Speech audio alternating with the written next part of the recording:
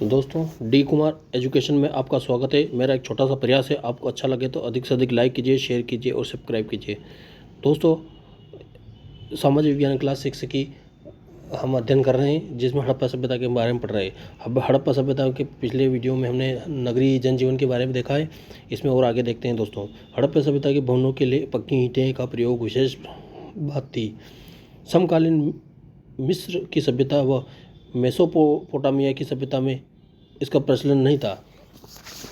दोस्तों, इसमें दो सभ्यताओं के बारे में और बता रखा है, जैसे कि समकालीन मिस्र की सभ्यता और मेसोपोटामिया की सभ्यता है, जिसमें ईंटों का प्रचलन नहीं था, और जबकि हड़प्पा सभ्यता में भी ईंटों का प्रचलन था। हड़प्पा विश्व निवासी विश्व के प्रथम लोग थे जिन्होंने विस्तृत सड़कें और नालियां से युक्त सुनियोजित नगर का निर्माण किया। दोस्तों, उस समय भी नालियां का निर्माण विधिवत तरीके से होता था। आगे हम पशुपालन और कृषि के बारे में देखते हैं, जिसमें हड़प्पा सभ्यता में पशुपालन कैसे होता है, कृषि कार्य कैसे होता है। दोस्तों, ये हड़प्पा नगर की सड़कें एवं ढली हुई नालियाँ हैं।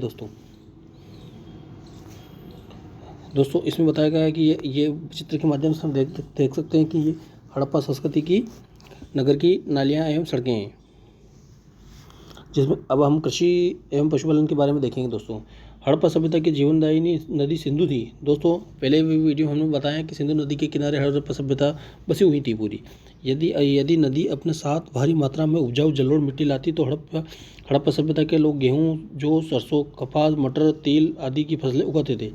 दोस्तों, ये उस जमाने यानी कि 450-1000 वर्ष पहले भी ये फसलें थी, यानी कि गेहूँ, जौ, चना, सरसों, मटर, तिल आदि।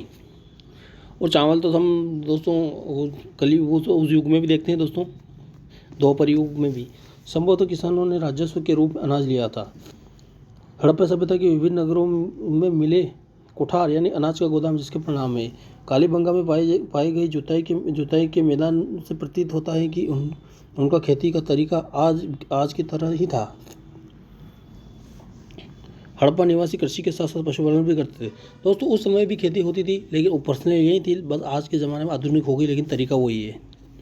ये बैल गाय, बकरी, भेड़, सुअर, भैंस, कुत्ता, ऊँट और हाथी, घोड़ा पालते थे। दोस्तों, वो वही जानवर है जो आज के समय में है। ये सिंह, गेंडा, हंस, बगद, बंदर, खरगोश, मोर, हिरण, मुर्गा, तोता, उल्लू आदि जानवरों से परिचित है। इनमें से कुछ जानवर जो स्वतंत्र आकृति और कुछ का अंकन मिट्टी के मोहरों से मिलता है। दोस्तों, ये हड़प्पा सभ्यता के खिलौने हैं, जिसमें गाड़ी है। दोस्तों, ये हाथी है, बाकी ये जानवर हैं। और एक कांसे की मूर्ति भी मिली है दोस्तों, जिसमें कांसे के बर्तन एवं औजार भी हैं। दोस्तों, ये मिट्टी का बर्तन भी है और ये पत्थरों के औजार भी है। दोस्तों, हड़प्पा निवासी विश्व के प्रथम लोग थे जिन्होंने कपास का उत्पादन सबसे पहले सिंधु क्षेत्र में किया। दोस्तों, एक रोचक तथ्य भी है यहाँ पे, जिसमें कपास का उत्पादन सबसे पहले हड़प्पा सभ्यता में ही हुआ था।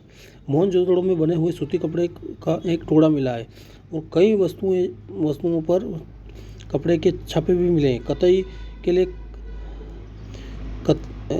तकलियों का इस्तेमाल होता था। गुजरात में हड़प्पा सभ्यता के लोग चावल उपजाते थे और हाथी पालते थे। ये दोनों बातें मेसोपोटामिया के निवासियों को ज्ञात न थी।